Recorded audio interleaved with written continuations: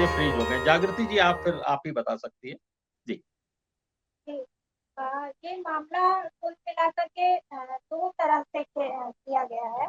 एक तो ये कि पिछले कुछ सालों पहले जो है अखबारों से हम लोगों को जानकारी मिली, और ये कि एक बड़ी महत्वाकांक्षी योजना है, और बनारस में जो ऐसे विश्वनाथ कॉरिडोर लॉन्च किया गया और मंदिर के आसपास ध्वस्तीकरण हुआ, उसी तरह से काशी स्टेशन जो है, जो सर्व सेवा संघ परिसर के बिल्कुल करीब में है, तो काशी स्टेशन का विस्तारीकरण किया जाएगा, और वहां पे गंगा का जो रिवर फ्रंट बना, जिसको खिड़किया घाट को इन्होंने, वो भी एकदम परिसर के बगल का घाट है खिड़किया घाट, उसको इन्होंने, जहाँ पे गोवर्धन धाम हुआ करता था, उसको इन्होंने नमो घाट में बदल दिया।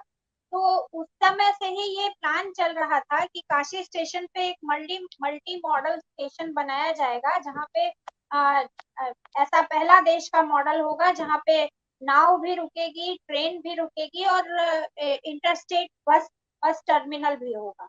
तो उसके लिए उनको बहुत सारी जमीनें चाहिए थी, और उस समय से निगाह की और प्लान था, और डीपीआर वगैरह बना रहे थे, जिसका विरोध जमीनी स्तर पर जब इन लोगों ने कांटेक्ट करने की कोशिश की और नापने की, तो विरोध किया गया था और कहा गया था कि ये जमीन आपके लिए अवेलेबल नहीं है। और उस समय फिर ये आश्वासन भी दिया गया कि कमिश्नर के द्वारा, जो उस समय डीएम थे कौशल राज जी, कि नहीं ठीक है, हम लोग ये वाला हिस्सा छोड़ देंगे, और ऐसा कुछ भी नहीं है हम लोगों के प्लान में, हम अगल बगल की आसपास की रेलवे की और जमीनें जो है वो लेंगे, लेकिन इस वाले हिस्से को नहीं लेंगे। इस तरह की बातचीत पहले चल रही थी। तो एक ये बैकग्राउंड है उसका। उस बीच में फिर गांधी विद्या संस्थान वाला, जो कि सर्व सेवा संघ के 12.5 एकड़ से ऊपर की जमीन जो है, उसी परिसर में एक सर्व सेवा संघ के प्रस्ताव से ही जयप्रकाश नारायण ने आंदोलन और रिसर्च के बीच में एक सेतु का काम करने के लिए एक रिसर्च इंस्टीट्यूट की स्थापना की थी, और बहुत अच्छी परिकल्पना थी। और जेपी के कहने पे सर्व सेवा संघ ने प्रस्ताव करके वहां पे मकान बना के गांधी निधि की मदद से दिया, और वहां पे इंस्टीट्यूट चला, जो 77 के बाद, जिसको आईसीएसएसआर और उच्च शिक्षा विभाग यूपी मिल के पैसा सपोर्ट करते थे, लेकिन बोर्ड और बाकी सारा कुछ उसमें गांधीयन लोगों का और अलग अलग विचारधाराओं के लोगों का था, और फुल प्लेस एक इंस्टीट्यूट चलता था। तो वो इंस्टीट्यूट का जो मामला है, इंस्टीट्यूट को वाजपेयी जी की गवर्नमेंट में मुरली मनोहर जोशी के टाइम में से ही डिस्टर्ब करने की कोशिश हुई। वहां एक प्रोफेसर इन सोशल साइंसेस करके आउट ऑफ द वे भेजी गई मैडम, और उन्होंने विवाद खड़ा किया, और फिर वो मामला कोर्ट में गया, और कोर्ट के थ्रू फिर वहां पे 2007 के बाद तालाबंदी हो गई।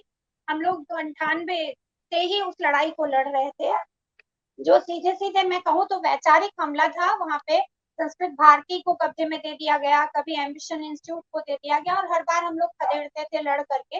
लेकिन इस बीच में लंबे दौर में प्रशासन ने अपना ताला बंद रखा, और हाईकोर्ट के ऑर्डर पे ही अपनी एक कमिटी बना करके दे दी गई थी, जिसमें कमिश्नर भी थे संचालन के लिए। उस कमिटी में बाकी सारे लोग, गिरीश मालवीय वगैरह थे, चले गए और कोई काम नहीं किया, कभी किसी ने मीटिंग नहीं बुलाई।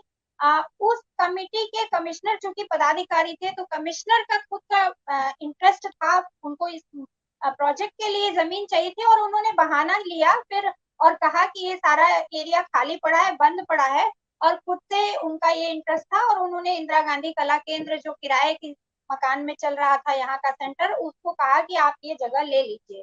तो पीछे जो हिस्सा है कैंपस का, वो उन्होंने वहां से एंक्रोचमेंट किया। जो सड़क से लगी हुई 2.5 एकड़ की जमीन थी, 2-2.5 साल पहले उन्होंने कॉरिडोर के लिए वहां उनका सामान रखने के लिए एक ठेकेदार को इंक्रोच किया। तो वो लगातार इंक्रोचमेंट परिसर के अंदर कर रहे थे, और अभी उन्होंने सीधे सीधे रेलवे को एक पार्टी बनाते हुए एक अजीब सा मुकदमा एसडीएम के कोर्ट में अपने पक्ष में रिपोर्ट बनाई, और ये कह दिया कि ये पूरी की पूरी जमीन ही हमारी है, रेलवे की है, और हम इस पे अभी तत्काल ध्वस्तीकरण शुरू कर रहे हैं।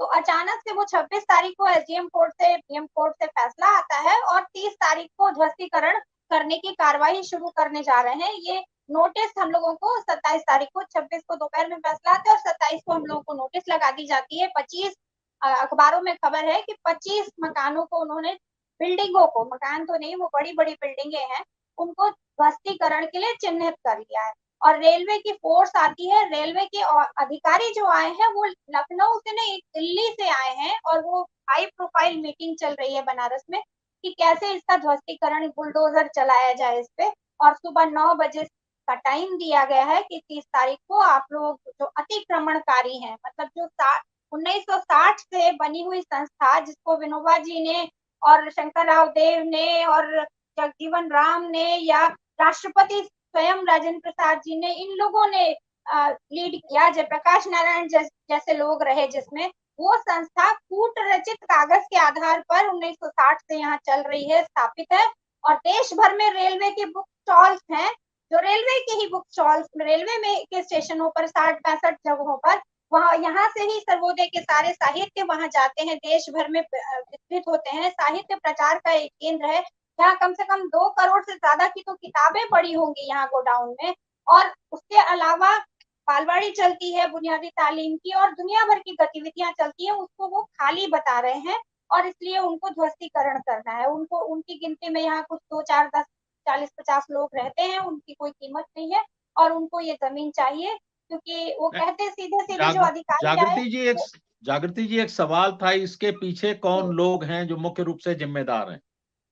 जी, हम लोगों का जो अनुभव है उसमें सीधा सा मानना है कि इसमें जो बनारस के सारे मामले डायरेक्टली पीएम से रिलेटेड होते हैं, और वहां से रिपोर्ट जाती है। हम लोगों को जो सुनने में आता है वो कि यहाँ पे सीधा सीधा हैंडलिंग, चाहे वो डीएम हो चाहे वो कमिश्नर हो, और खास करके जो अभी कमिश्नर हैं वो डीएम थे और उनका ट्रांसफर हुआ आउट ऑफ द वे, रात को उनका ट्रांसफर रोका गया और वो सीधे पीएमओ को रिपोर्ट करते हैं। और उनका खास इंटरेस्ट है, वो खुद ही विजिट करते रहते हैं, परिसर में चक्रमण करते रहते हैं, उनका खास इंटरेस्ट है इस प्रोजेक्ट में। और साथ में ये ड्रीम प्रोजेक्ट पीएम साहब का बताया जा रहा है, और शुरुआत तो इसकी गडकरी जी ने उद्घाटन किया था, लेकिन अभी वो पीएम का है और 350 करोड़ से ज्यादा का प्रोजेक्ट है। लेकिन यहाँ जरूरी है ये बताना कि वो उनका जो प्रोजेक्ट का कॉस्ट अगर 350 करोड़ है, तो ये जमीन और ये जो हमारा जो परिसर है उसकी कीमत असंख्य है, मतलब वो करोड़ों में गिनी नहीं जा सकती, उनके प्रोजेक्ट से काफी ज्यादा है। इतनी प्राइम लोकेशन और इतनी खूबसूरत जमीन है। इसी जगह पे जय कृष्ण मूर्ति जी का जस्ट मैं जागृति जी, दरअसल ये पूरी लड़ाई पटवारी और कलेक्टर से कहीं आगे की, मैं अनिल जी आपके पास आऊंगा। इस पूरी लड़ाई के पीछे के जो साजिश है उसके पीछे है क्या मामला, कौन लोग हैं? क्योंकि इस लड़ाई को हम ये कलेक्टर और एसडीएम की लड़ाई नहीं मानते, इसके पीछे ताकतें हैं, दिल्ली की ताकतें हैं, बड़ी साफ सी।